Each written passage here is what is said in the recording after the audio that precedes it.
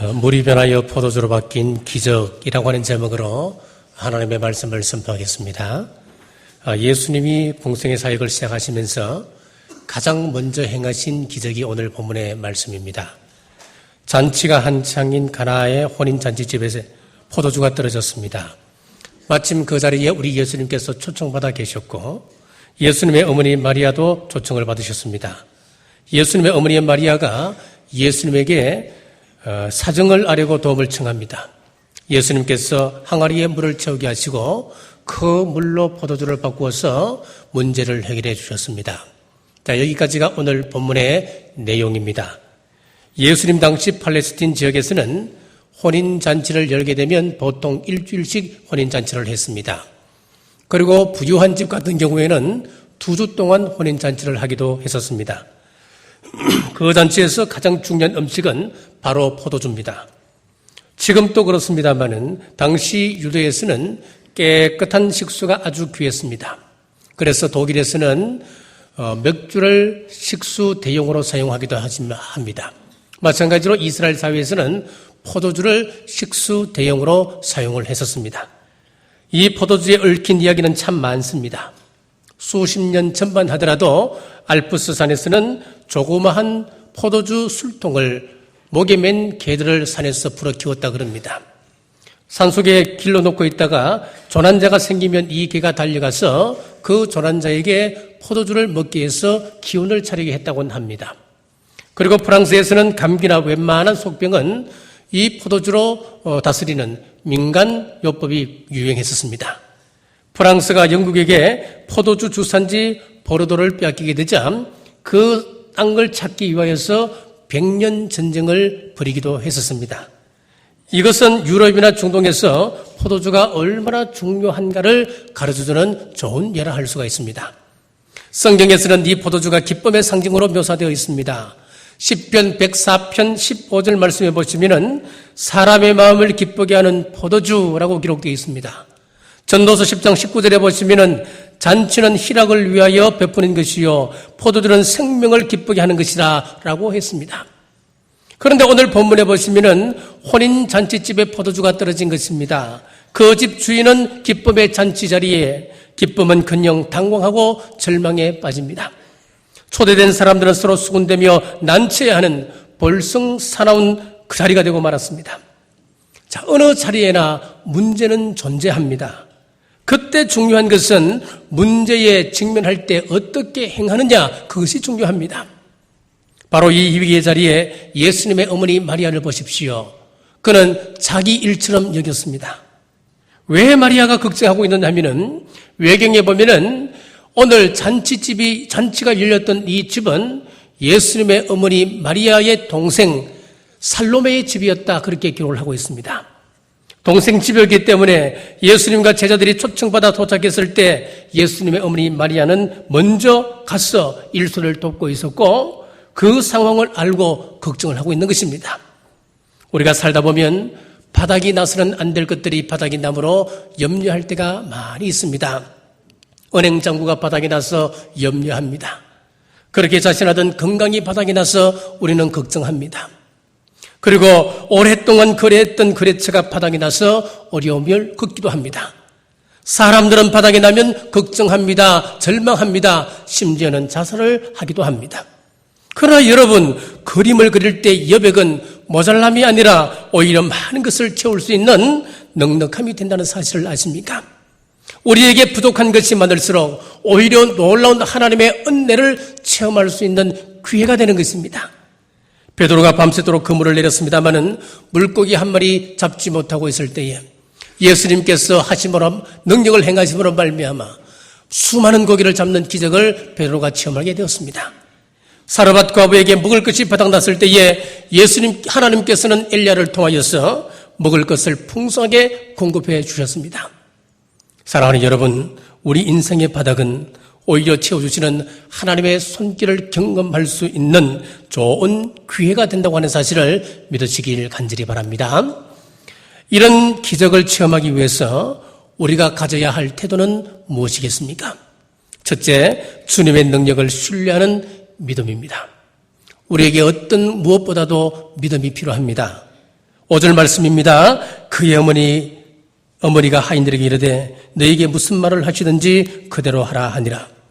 포도주가 떨어진 상황에서 그 문제를 해결해 줄 수 있는 사람은 아무도 없습니다. 그러나 그 자리에 문제를 해결할 수 있는 분이 계시다고 하는 것을 알고 있는 단 한 사람이 있습니다. 그분은 바로 처녀인 자신의 몸에서 성령으로 잉태되어서 예수님을 출산했던 그 어머니 마리아였습니다. 성령님으로 잉태되었기 때문에 이분이 하나님의 자녀라고 하는 것을 그는 알고 있었습니다. 아무리 안다 그래도 마리아가 이건 내 일이 아니야, 나와 상관없는 일이야 라고 한다면 모른 척 할 수도 있지 않겠습니까? 하지만 마리아는 그 문제를 자기 일로 여겼습니다. 하나님 없는 이 세상은 모두 남 탓합니다. 그래서 지옥에 가보면은 전부 다 너 때문에 그런다 그럽니다. 왜 지옥에 왔니? 그렇게 물어보면은 나는 누구 때문에 지옥에 왔다고. 나는 마약을 하고 싶진 않았는데 친구 때문에 마약하고 죄를 지었다고.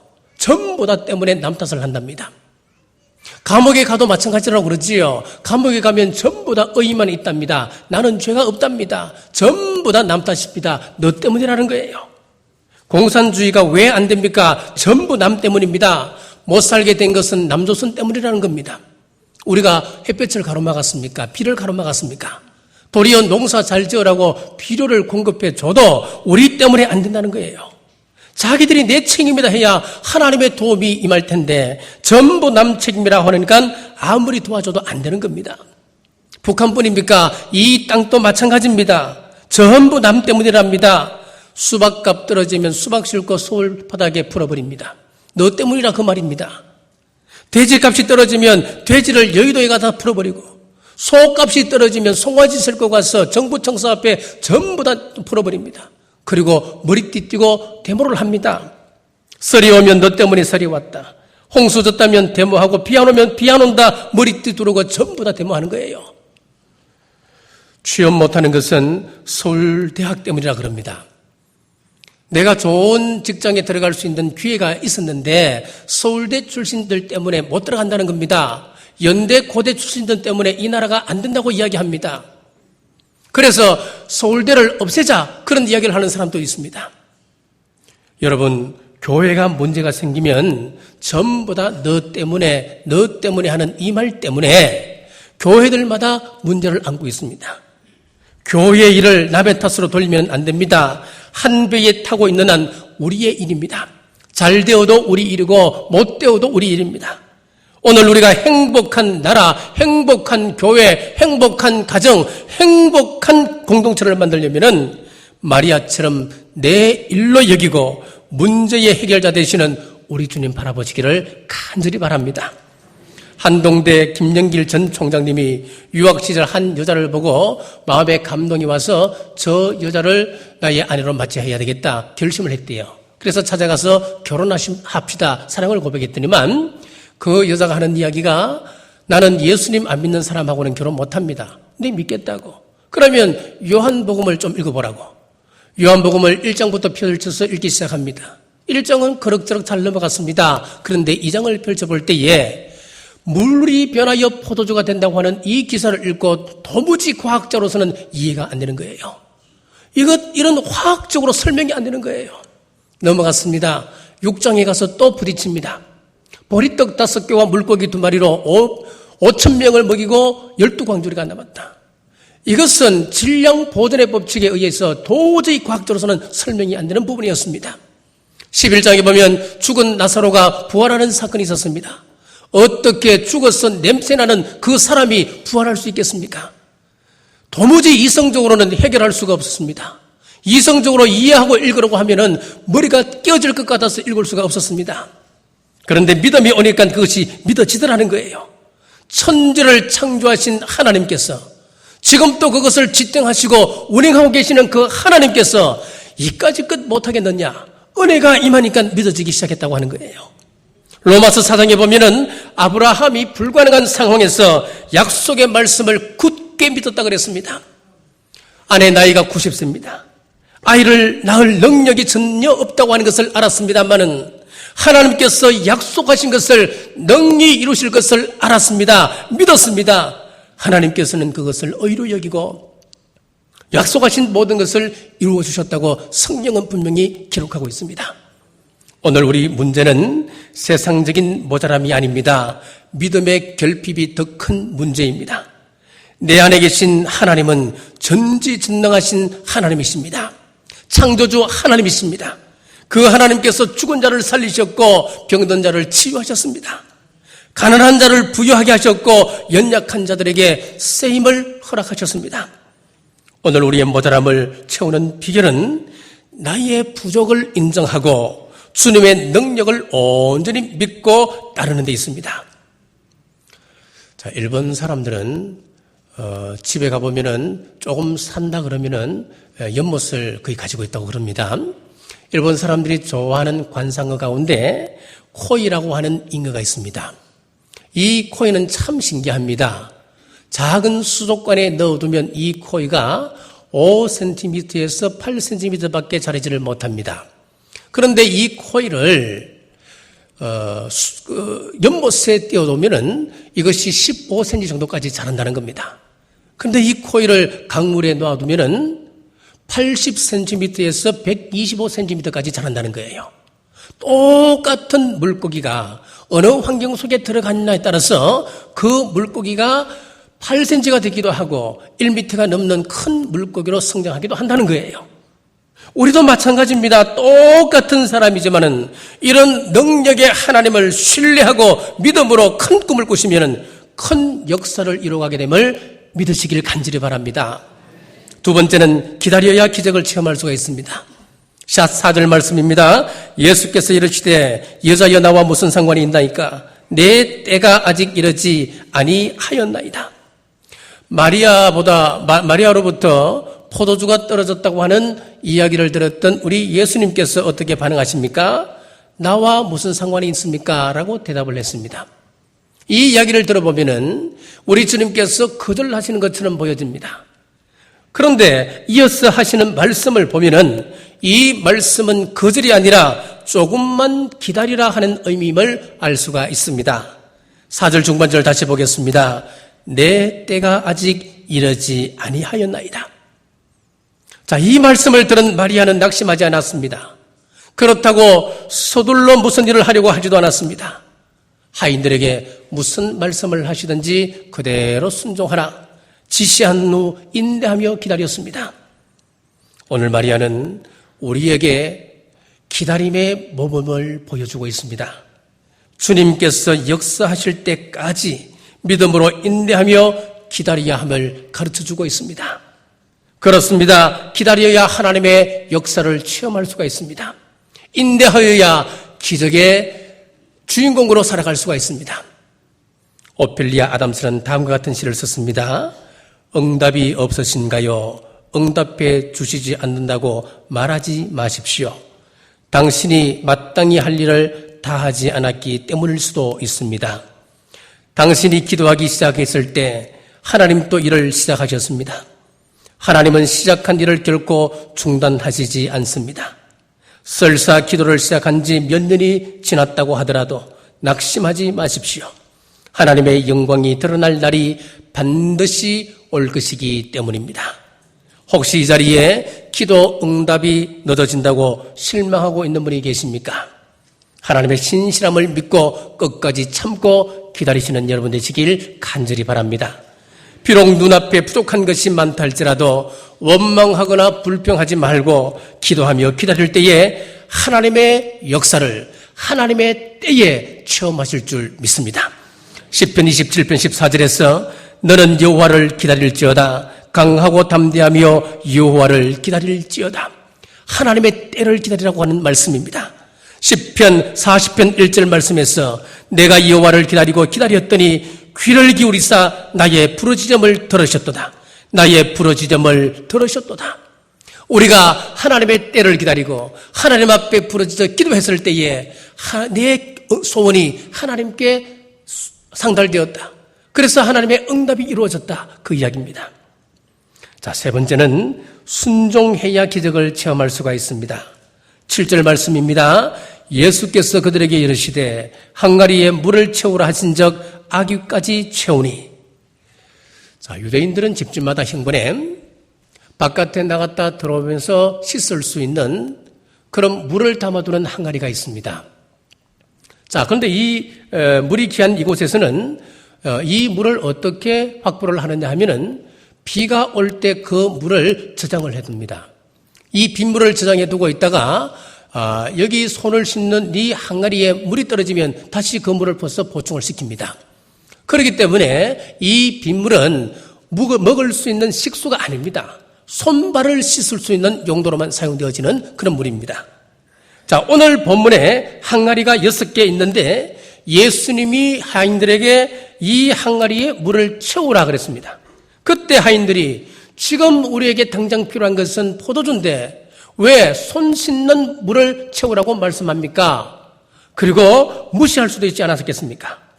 8절에 보십시오. 예수님께서 이제는 떠서 연회장에게 갖다 주라 하셨을 때에 계산 빠른 하인이라면 어떻게 하겠습니까? 예수님을 분명히 비웃었을 것입니다. 도대체 우리를 뭘로 보는 거야? 조금 전에는 그 더러운 물, 마실 수 없는 물을 채우라 이야기하더니만 마실 수 없는 그 물을 이제는 떠서 연회장에게 갖다 주라고. 누구 맞을 일 있어? 그리고 투덜거렸을 것입니다. 그러나 두말하지 않고 하인은 순종했습니다. 그때 놀라운 기적이 일어났습니다. 혼인잔치에 참석한 모든 손님들이 감탄할 만한 극상품 포도주를 맛볼 수가 있었습니다.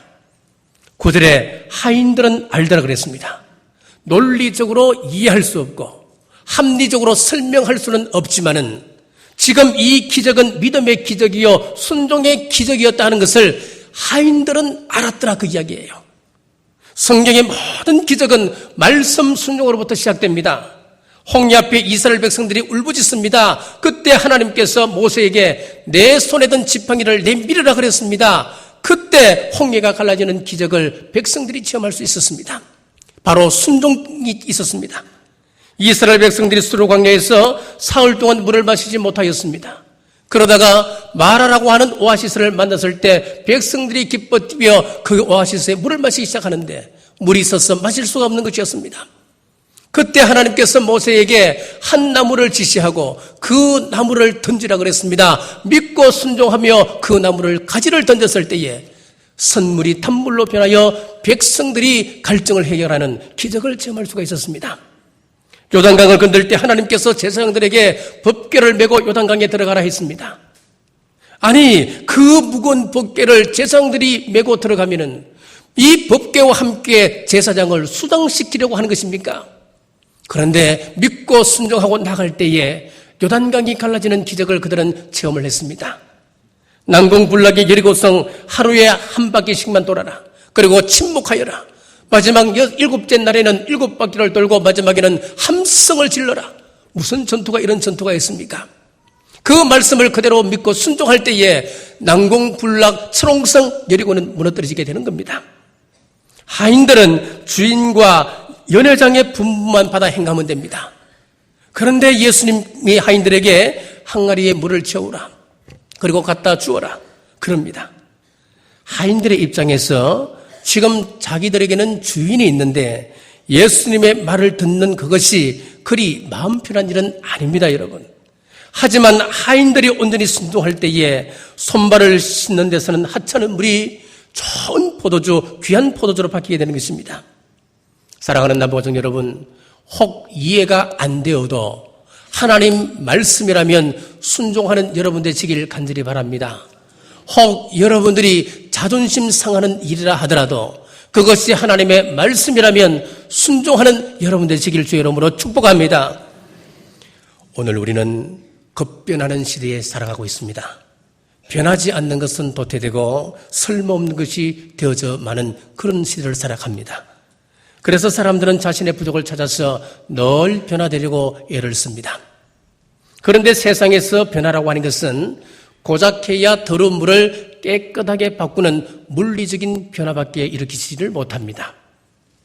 물이 변하여 포도주를 만드는 이 사건은 물리적 변화가 결코 아닙니다. 화학적인 변화였습니다. 본질적인 변화였습니다. 물의 성질이 포도주의 성질로 완전히 변화되었습니다.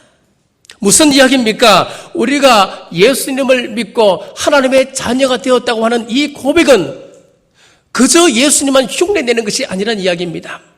과거에는 마귀의 자식이었습니다만 이제는 하나님의 자녀가 되었다는 본질적인 변화를 이야기합니다. 그 어떤 사상도 사람의 본성을 변화시키진 못하지만 예수님의 우리 사람의 본성을 바꾸시는 분이십니다. 그래서 예수님 만나면 교만한 사람이 겸손하고 온유한 사람으로 변화되어집니다. 무의미한 인생이 소망의 비전의 사람으로 변화됩니다. 깨어진 인간관계로 슬픈 인생을 살아가는 사람이 기쁨을 나누는 사람으로 변화되어져 갑니다. 자, 엽기적인 살인극을 벌였던 이 고재봉 씨를 아실 겁니다. 그는 군대에서 사소한 문제 때문에 자기 상사가 자기를 영창으로 보냈습니다. 이 영창에서 분노만 사해가는 겁니다. 그래서 내가 출소하면은 반드시 이것은 내가 원수를 갚는다. 제대를 했습니다. 제대를 하고 어느 날 이제 그 상관이 살고 있는 집에 매복해 있다가 밤에 그 집에 들어갔습니다. 그리고는 얼마나 끔찍한 살인극을 벌였는지요.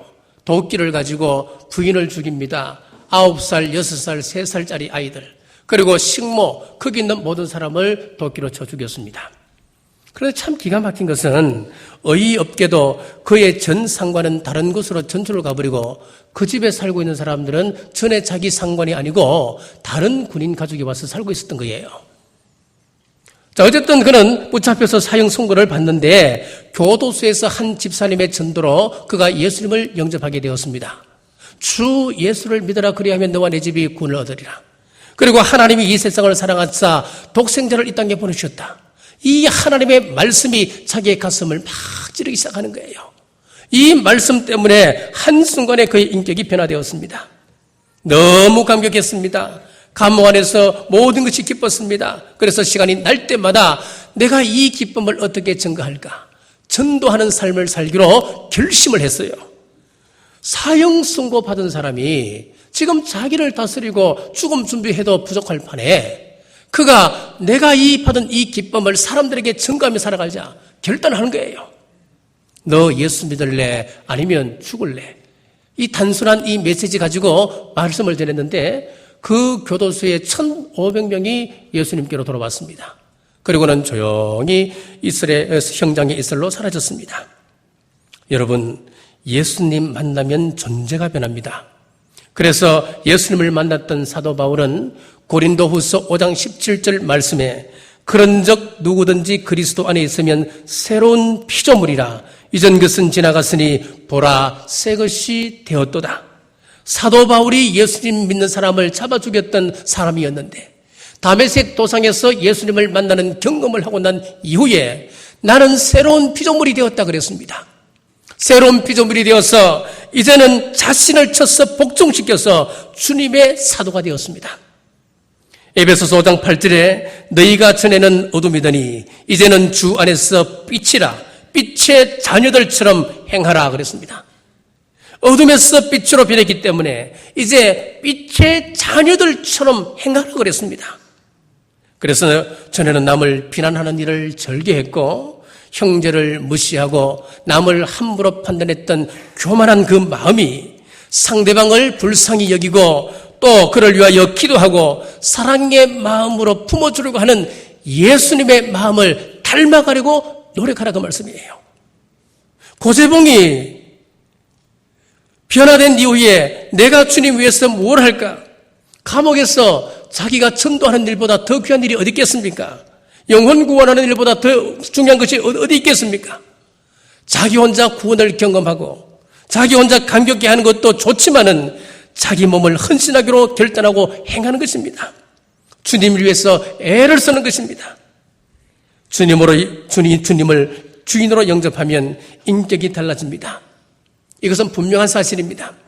우리의 인격이 달라졌으면 거칠었던 그 입술이 사람을 세우는 입술로 사용되게끔 여러분들이 바쳐야 됩니다. 부정적인 언어는 감사와 소망의 말로 바꾸셔야 됩니다. 그 중국 명언에 이런 말이 있습니다.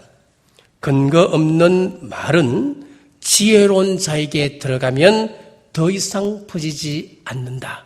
그런 명언이 있습니다.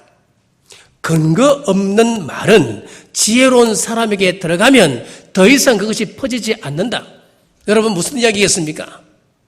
주님 만남으로 어리석은 입술에서 지혜로운 입술로 변화되는 것을 이야기하는 거예요. 여러분, 사랑하는 여러분, 지혜로운 입술로 변화되시길 주의 이름으로 축복합니다. 주 예수 내 맘에 들어와 계신 후 변하여 새 사람 되고. 그렇습니다. 예수님께서 내 마음에 들어오시면은 변하여 새 사람 됨을 믿으시길 간절히 바랍니다. 우리 예수님 만난 사람들은 한결같은 새로운 인생을 살아갔었습니다. 사마리아 우물가 여인이 예수님 만나고 그 삶은 180도 달라졌습니다. 주님을 증거하는 삶으로 자신의 인생을 바쳤습니다. 세리장 삭개오가 예수님을 만나고 변화하여 주님 닮은 삶을 살아가기 시작했습니다. 사랑하는 남부가족 여러분, 주님의 능력을 믿으시고 기적의 때를 오래 인내하며 기다리십시오. 그리고 주님 말씀하시면 온전히 순종하시길 바랍니다. 그리하면 물의 본질이 변하여서 완전한 포도주로 바뀌는 기적을 경험했듯이 우리 또한 우리 주님께서 원하시는 아름다운 존재, 성화의 삶으로 바뀌어질 줄 믿습니다. 성화의 삶을 살아서 이 결실의 계절에 성령의 아름다운 열매에 결실하는 우리 남부교회 온 성도들 되시길 주님의 이름으로 축복합니다. 기도하겠습니다. 우리를 변화시키어 새 사람 되게 하시는 하나님을 찬양합니다. 우리가 예수님의 은혜를 감사하고 예수님 안에서 근본적인 변화, 온전한 변화를 소망하는 저희들 되게 하여 주옵소서. 주님 하시면 물이 포도주로 변한 것처럼 우리의 성품이 변함을 믿습니다. 주님 성품 닮아가게 주님 약속을 인내함으로 기다리고 말씀하실 때는 온전히 순종함으로 우리의 삶 속에서 날마다 기적을 경험케 하여 주옵소서. 예수님 이름으로 간절히 기도드리옵나이다.